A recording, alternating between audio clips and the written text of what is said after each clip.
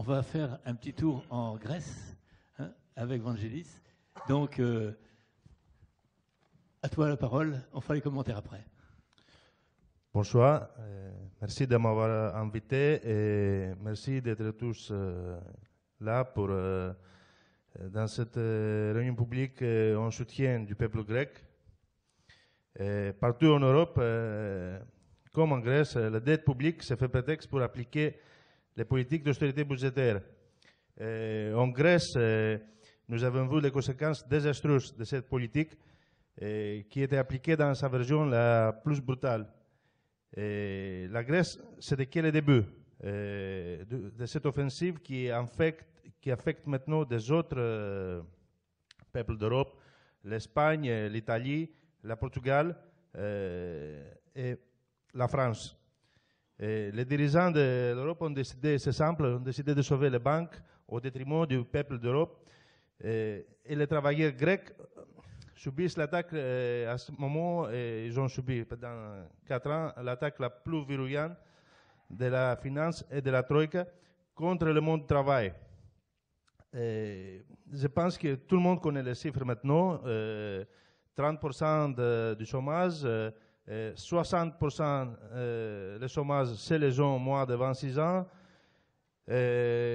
abolition des conventions collectives, une dévaluation interne avec les baisses de salaire, des baisses de retraite, près de 40%, une dévaluation interne obligatoire imposée par la Troïka.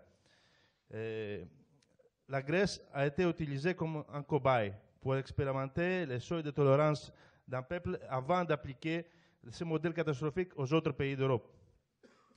Car il y a certains qui profitent de cette crise. Les patronats en Europe, même dans les rêves des plus fous, n'ont jamais rêvé les salaires de 500 € en Europe, des retraites de 500 €, l'abolition des conventions collectives et la démolition du système de la santé publique et une politique d'exonération des charges sociales pour le capital. Nous avons vécu cet expériment dans une intensité qui nous a vu jusqu'à présent en Europe. Le système politique en Grèce utilisait cette phrase pour décrire faisons la crise une opportunité. Utiliser la situation concrète pour renforcer la politique néolibérale. Les éléments fondamentaux du programme qui ont suivi lors de la crise n'étaient pas nouveaux. Finalement, c'était une opération de grande redistribution de la richesse. La victoire de Syriza, la victoire historique de Syriza en Grèce a suscité un intérêt international. Et en Grèce, on essaye de mettre un fin dans cette opération et de prendre des mesures à l'inverse. Ça fait à peine 3 mois que Syriza est en gouvernement. Et le premier que le peuple grec a retrouvé, c'est sa dignité. L'opposition à l'austérité a été mise au sein de tous les débats. La crise humanitaire est officiellement liée aux politiques d'austérité. Maintenant, tout le monde connaît qu'en Europe, il y a un pays il y a une crise humanitaire et c'est dû justement à ces politiques. Nous avons reconquis le droit de disposer de discuter librement notre avenir et de décider librement notre avenir depuis le 20 février. Dans ces négociations que ce gouvernement est en train de se battre, nous avons prononcé plusieurs noms et nous avons tenu tête un pays de 10 millions d'habitants qui tient tête à l'oligarchie européenne. J'imagine, je ne peux pas comprendre comment le gouvernement français et François Hollande, qui disait que son ennemi c'est la finance, le deuxième plus grand pays de l'Europe ne peut pas tenir tête. Car le 25 janvier, en Grèce, la Troïka a pris fin. Et quand on parle de la Troïka, on ne parle pas de constitution européenne, mais on parle des employés, des technocrates, des personnes non élues qui se baladaient dans les ministères grecs et donnaient des ordres aux ministres. Le nouvel accord qui a été obtenu le 20 février, après une série de négociations très difficiles, démontre non seulement la persévérance des dogmatiques de l'austérité, mais aussi la détermination des gouvernements grecs d'en finir avec leurs dogmes. Bien sûr, il y a eu des objectifs, il y a eu des jugements différents, des discussions et des réserves et des désaccords au sein de la gauche. Bien sûr qu'il y a des attaques de la part de nos adversaires en Europe, mais aussi en Grèce. Nous avons le devoir envers le peuple grec et envers le peuple d'Europe qui nous regarde attentivement avec un sentiment d'espérance. Nous avons une grande responsabilité et on ne peut pas échouer. Ce gouvernement est arrivé dans une zone minée, et il y avait des pièges qui nous étaient tendus par les forces les plus conservatrices de l'Europe. Et à l'intérieur, en Grèce, le gouvernement de M. Samaras, à l'extérieur, dans le Eurogroupe, par le gouvernement de M. Rajoy et le gouvernement portugais. Les pièges, leur descente, c'était l'asphyxie financière. Nous conduit vers une asphyxie financière et renverser ce gouvernement en faisant la victoire de Syriza une simple parenthèse. Nous sommes trouvés coincés par des détails prémédités très courts. Il parlait d'un excédent primaire et finalement, le 28 janvier, nous avons trouvé dans la caisse d'État un déficit de 552 millions d'euros. Ça veut dire, dès le 28 janvier, l'État ne pouvait pas payer les salaires de retraite normalement. Nous avons trouvé les caisses vides et des banques en cours de liquidité. Et l'héritage, bien sûr, des engagements précédents, des accords passés avec les créanciers. Ces couteaux d'asphyxie financière, ils avaient bien préparé pour entraîner notre naufrage et celui de la Grèce. Mais ils n'avaient pas prévu que la victoire de Syriza aux élections du 25 janvier serait très large, près de la majorité absolue, et nous serions capables de former un gouvernement tout de suite avec les Grecs indépendants sans laisser en vie du pouvoir qu'ils espéraient. Et sans avoir recours aux amis du système, les fameux partis Potami qui a été créé justement pour couper cette dynamique de Syriza par le système. Ils n'avaient pas prévu que nous aurions un soutien populaire sans précédent avec des élections.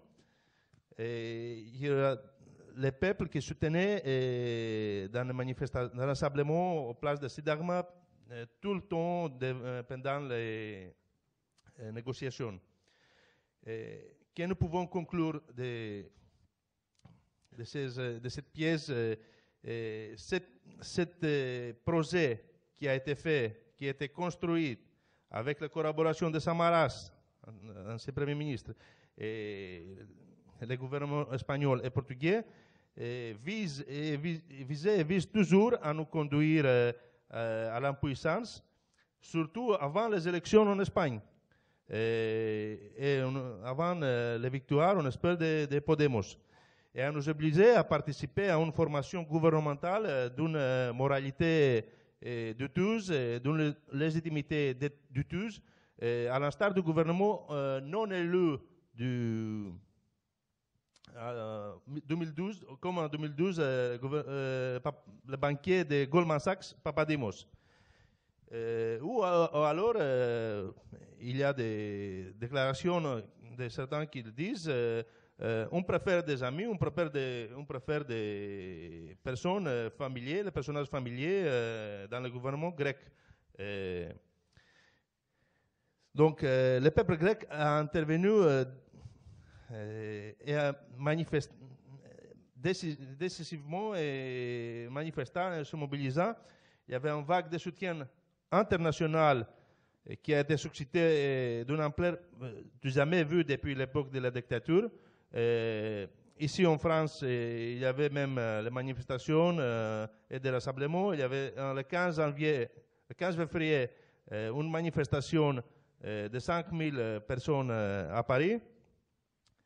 Et ainsi que nous sommes trouvés dans un accord qui nous a permis à retrouver finalement notre souffle et gagner du temps et éviter les pires scénarios qui étaient les conséquences désastreuses, soit de capituler, le scénario c'était soit de capituler, soit de faire faillite les banques vides et que le gouvernement tombe dans 3-4 jours. Et voilà la cause, nous avons évité cette pièce, et voilà la cause de la réaction agressive du gouvernement allemand qui refuse d'établir un dialogue constructif. Et voilà la cause de la réaction agressive de la BCE, qui sort de son rôle constitutionnel et devient un levier de pression et de chantage sur la Grèce afin d'empêcher le gouvernement grec de trouver un accord. Et nous soulignons que malgré cette pression, on va respecter les mandats du peuple et on va honorer notre engagement vis-à-vis du peuple. Et un de ces engagements de ce gouvernement, c'est la commission de vérité sur la dette publique. Pour la première fois en Europe, un comité d'audit de la dette avec une participation citoyenne a été mise en place par un parlement. Le comité a un double objectif. D'un part, de donner des arguments à armer le gouvernement grec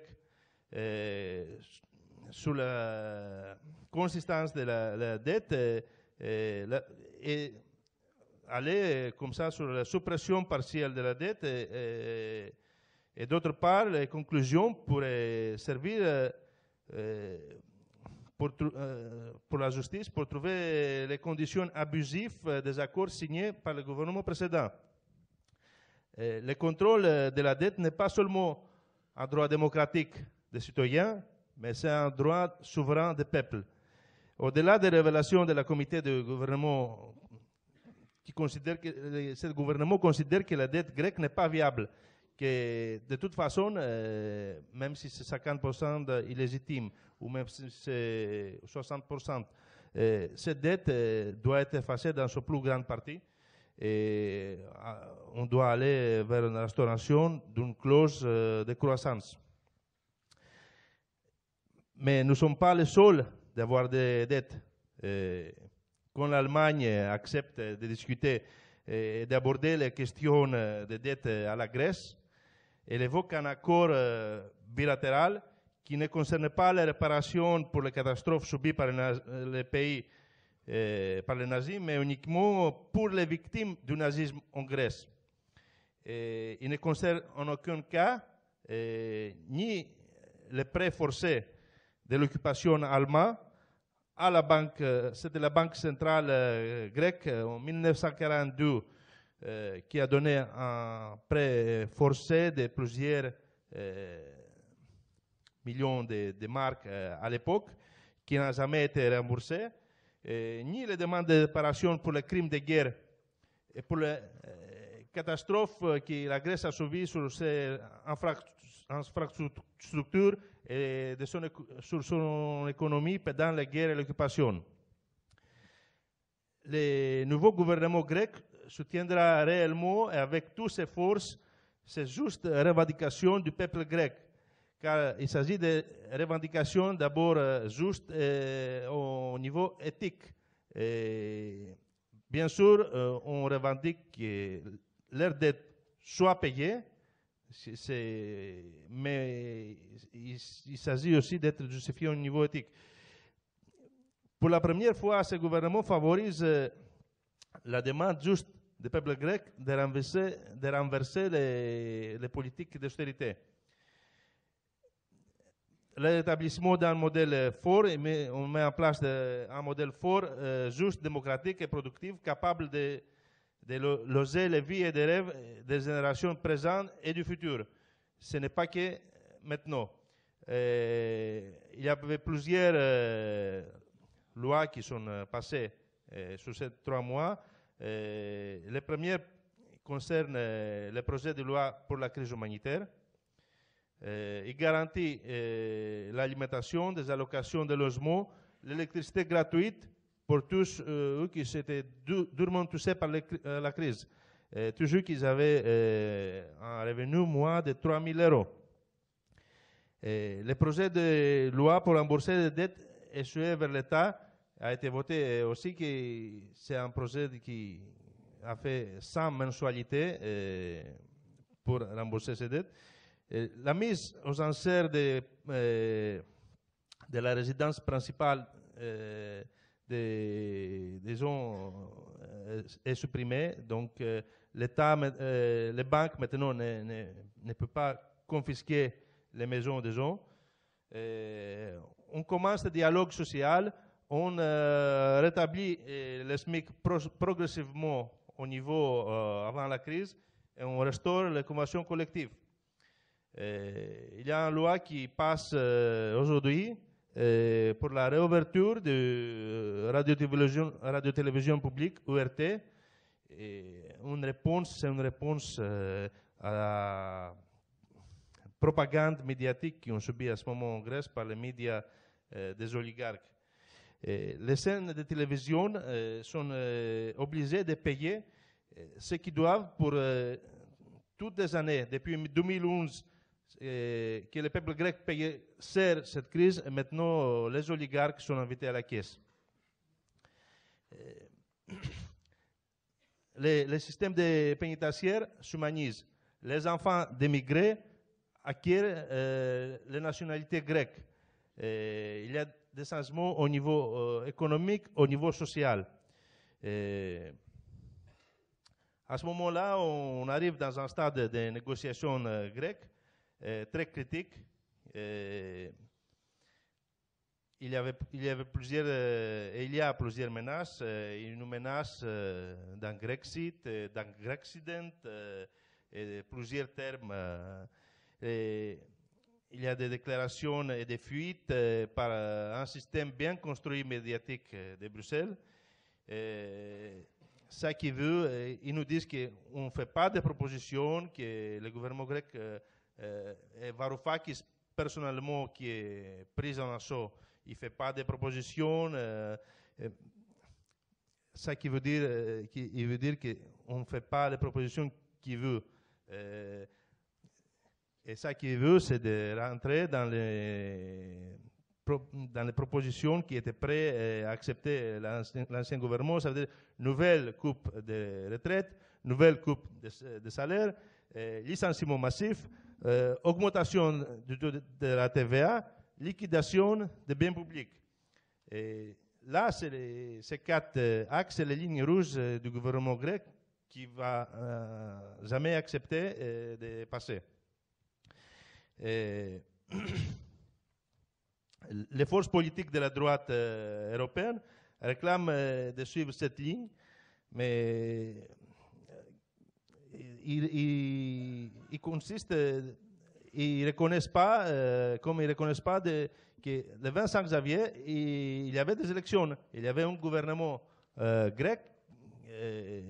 Ils ne reconnaissent pas la différence entre ce gouvernement et la précédente. En fait, ils veulent qu'on devienne comme eux.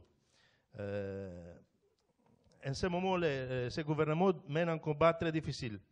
Leur but, c'est de nous humilier. Par humiliant d'abord Varoufakis ou par des attaques personnelles. Katrougalos, il s'agit d'un système bien construit aussi à l'extérieur et aussi à l'intérieur du pays. Mais l'objet du conflit ne se limite pas à l'économie, mais c'est profondément politique. tout le monde sait que si ce gouvernement réussit son coup, ça va être un exemple pour tous les autres peuples de l'Europe. L'hégémonie du néolibéralisme va être mise en cause. L'un des points principaux du conflit, c'est les relations du travail.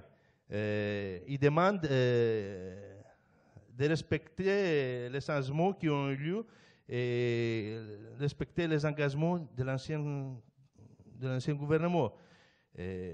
Malheureusement pour eux, ce gouvernement est clair. Nous n'avons pas reculé sur notre proposition, car cette offensive ne connaît pas de frontières. On essaie de montrer que le problème, ce n'est pas un problème grec, c'est un problème européen. Et je pense, vu la difficulté, on a un peu réussi, vu la difficulté de surpasser cet assaut médiatique. Là, devant nous, nous avons le 1er mai. Et je pense que c'est l'ère de contre-offensive. On ne peut pas nous laisser gouverner par ce gouvernement. On ne peut pas laisser ce gouvernement passer ici en France les lois Macron, qui est exactement les mêmes lois qu'ils ont passées en Grèce au début de la crise. On peut dire que pour la première fois dans l'histoire des sociétés, l'accumulation de la richesse est telle que les inégalités ont augmenté. Il faut aujourd'hui, nous avons tous les possibilités pour réagir. Varoufakis, il a très bien dit récemment qu'à ce moment-là, nous subissons un coup d'État de banque. Nous n'avons pas de coup d'État avec les termes anciens. C'est un coup d'État silencieux. Et d'ailleurs, M. Schäuble a confirmé ces propos en disant que le suffrage universel ne peut pas changer les traités. Ici en France, le peuple a voté en 2005 pour une autre Europe. Son vote n'a pas été respecté. Ailleurs, nous n'avons pas voté en Grèce. Donc, c'est ça le système. Si on veut, il faut l'accepter et il faut faire par tous moyens, faire capituler par tous les moyens ces gouvernements qui résistent. Eh bien, moi, je vous dis qu'on ne va pas capituler et on va continuer à résister malgré toutes les attaques. Et il faut que l'opinion publique française prenne conscience, car ils essayent de nous dire que voilà la Grèce a capitulé, voilà la Grèce a reculé, voilà, il n'y a pas d'autre alternative que ce système du néolibéralisme. Merci. Merci.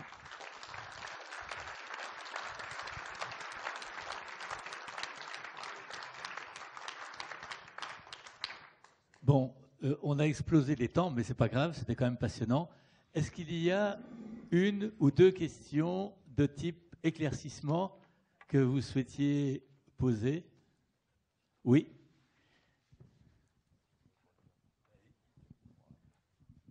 Oui, bonjour. Moi, je voudrais savoir si vous pouvez nous expliquer pourquoi Yanis Varoufakis n'est plus le négociateur à Bruxelles. Une autre question peut-être, comme ça il va répondre aux deux à la fois. Ça c'est facile, hein, mais une. Oui.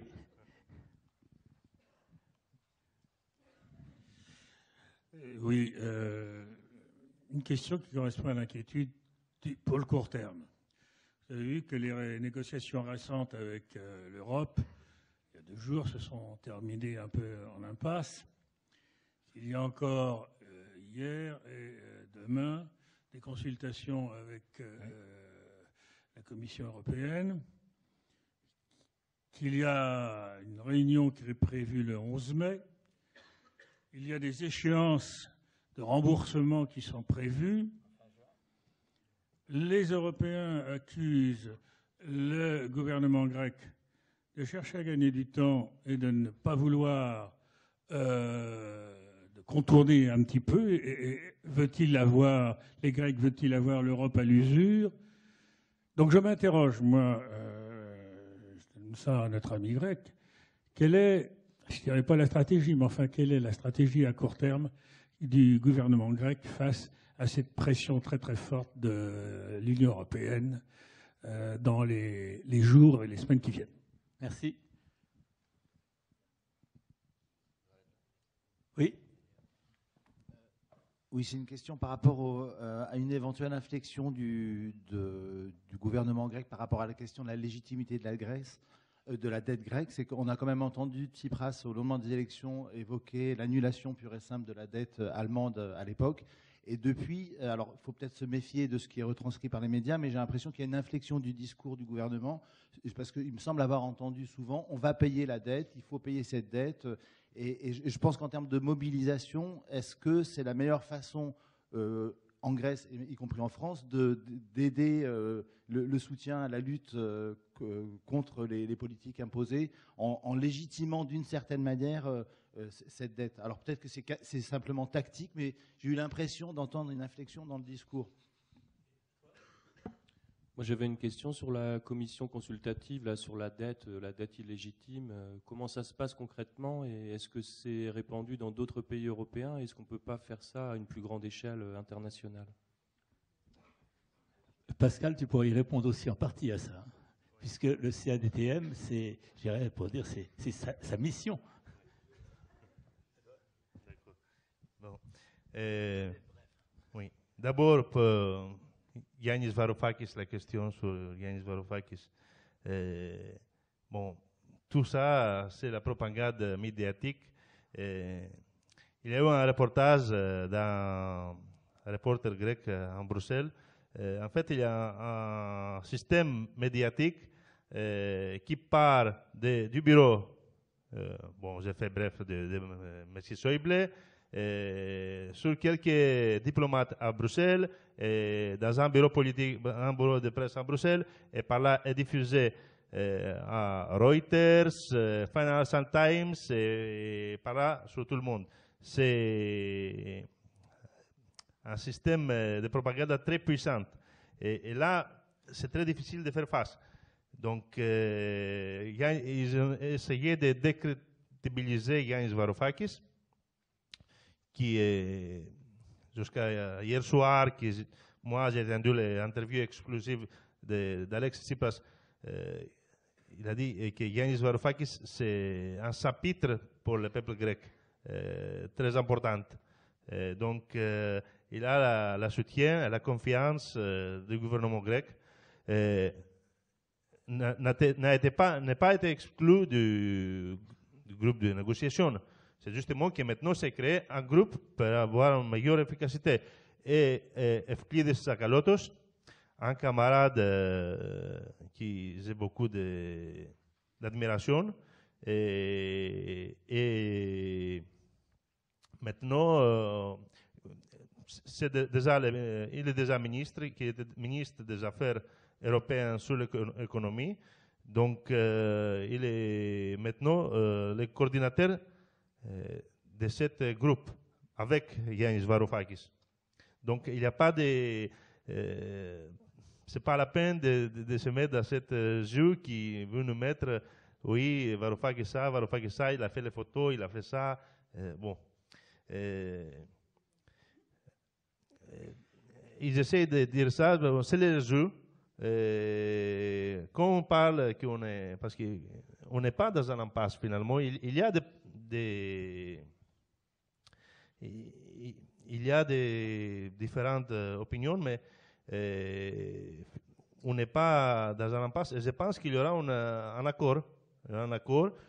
Bien sûr, avant l'accord, ils essayent chacun de son côté de pousser peut obliger l'autre à reculer sur les positions. Et surtout, ce système médiatique qui est, je vous ai dit tout à l'heure. Et je pense qu'il y aura un accord jusqu'en juin. Parce que tout simplement, l'Europe n'a pas intérêt, et cette oligarchie de l'Europe n'a pas intérêt aussi de ne pas avoir un accord. On a clairement dit que si on est obligé à choisir entre payer les échéances du FMI ou payer les salaires de retraite, on paiera les salaires de retraite. Et il n'y a pas de question. Et quand on dit un défaut de paiement, quand on dit on va vers ces questions, on va vers quelque chose qu'on n'a jamais fait d'expérience comment ça va marcher. Et même les créanciers, ils ont peur. On a vu en 2008, il y avait une banque qui a fait faillite et a provoqué une crise énorme dans tout le monde. Un pays qui fait faillite dans l'euro, bon, les Allemands, pour faire pression dans la négociation, disent qu'ils ont pris leurs mesures pour éviter les pires scénarios, éviter que en faillite grecque se propage dans toute l'Europe, mais pendant son visite en Allemagne, en USA, M. Schäuble, il a dit ça, mais finalement il a pris la réponse par les USA que pour le moment l'économie mondiale est très fragile. Donc ce monde, finalement, ce n'est pas que les intérêts allemands. Nous, on a notre propre intérêt et l'intérêt, on sert des intérêts du peuple grec et des salariés de classe ouvrière de l'Europe. On essaie de servir ses intérêts. Je pense qu'il y aura un accord. Et par cet accord, une nouvelle négociation va commencer, qui va être les négociations sur la dette. Personne n'a dit que la Grèce ne payera la dette, toute la dette, personne de notre gouvernement a dit que la dette grecque est viable. Ça, c'était M. Samaras qui voudrait même demander une justificatif de la viabilité du dette grecque avant les élections. Non, il y aura une négociation sur la dette grecque. C'est pour ça que le comité sur la vérité de la dette grecque a été créé. Indépendamment de la comité, la position du gouvernement grec reste la même maintenant et avant et sur le mois qui vient, ne change pas. On veut, justement parce qu'on veut effacer, ou on peut dire des autres mots, on peut trouver des moyens techniques. Bon, le but, c'est qu'on efface la plus grande partie de la dette grecque, justement parce que cette dette n'est pas viable. Et même si on voudrait, on ne pourrait jamais payer. C'est une vérité. Et si on n'instaure pas une clause de croissance, cette dette va être recréée parce que quand tu es en récession, même si tu payes, tu ne peux pas éviter que les dettes augmentent. Nous ne sommes pas les premières, comme Pascal va vous rencontrer pour l'Équateur, mais il y a aussi les Allemands qui ont profité d'une restructuration de dette en 1953, une restructuration qui les a aidés à aller vers la croissance et vers une vers l'économie allemande des années 60-70 et vers l'industrie allemande des années 60-70. Ok, merci. Donc, oui. Oui, bonsoir. Sur la question qu'a posée le camarade tout à l'heure, la réponse était une revendication des années 70. C'est ouvrons les livres de compte. On le réclamait à l'égard des chefs d'entreprise, des patrons. Aujourd'hui, on le revendique à l'égard des États, parce que les citoyens ont le droit de savoir à qui ils payent, pourquoi faire, etc. Donc il y a plusieurs je ne reviendrai pas sur l'ensemble des annulations d'histoire, parce qu'il faudrait à peu près 4 jours pour le faire. Sachez que des annulations de dettes, il y en a eu depuis la Mésopotamie, à moins 3000 avant Jésus-Christ, donc c'est pour ça que je vous fais grâce du détail. Les rois de France, eux, ils annulaient les créanciers, c'était plus rapide, mais c'était efficace, hein, mais c'était un peu radical. En Espagne également, la Révolution française a annulé les 2 tiers des assignats, les États-Unis, etc. Bon, il y en a toute une kyrielle. Sur les comités d'audit citoyens, qu'on les appelle comités pour la vérité, il y en a très peu qui ont eu comme origine les gouvernements. Il n'y en a que 2 en fait dans l'histoire. Le premier, c'était en Équateur, on va en parler tout à l'heure, et le second, il date du 4 avril, il est tout récent, c'est la Commission pour la vérité sur la dette grecque. Ce qu'on attend, c'est de décortiquer la mission qui a été donnée par la présidente du Parlement, c'est de décortiquer cette dette, de voir dans quelles conditions elle a été conclue, à quoi elle a servi, c'est-à-dire le contexte dans lequel elle s'est située. Elle n'est pas uniquement, c'est pas un problème technique, c'est un problème extrêmement politique, la question de la dette. Est-ce qu'il y a des irrégularités, est-ce qu'il y a des choses illégales dans cette dette? Il semble que oui, d'ores et déjà on peut le dire. Après, la Commission va rendre un rapport. Le premier rapport qu'elle va rendre, ça va être au mois de juin. C'est extrêmement rapide hein, comme échéance. Mais la décision politique appartiendra au gouvernement. Il va de soi que la Commission a un rôle technique et puis de dire on fait des recommandations, mais la décision, elle est par les gens qui ont été choisis par le peuple grec lui-même.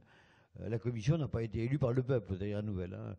Donc le CADTM participe, coordonne les travaux scientifiques de cette commission, comme il a participé à la commission d'audit intégrale de l'Équateur. Je reviendrai plus avant sur l'histoire de l'Équateur tout à l'heure, mais juste pour dire un mot, c'est qu'on appelle bien sûr, comme on a fait en France avec le comité d'audit citoyen, à multiplier les structures d'audit, que ce soit des collectivités locales, que ce soit de la dette sociale, la dette de la Sécu, que ce soit la dette de l'État. Parce qu'il faut que les citoyens partout en France et en Europe se réapproprient leurs affaires. C'est l'enjeu de la période. D'ailleurs, on appelle à une conférence européenne qui aura lieu assez rapidement, en septembre, je crois, qui aura lieu peut-être à Madrid, on ne sait pas exactement, de tous les mouvements en Europe qui se revendiquent d'une démarche d'audit de la dette publique. Donc il y a quelque chose qui bouge dans les syndicats allemands, un peu partout en Angleterre, etc. J'arrête parce que je vous fais un sketch pendant 4 heures. D'accord. Merci de cet éclairage.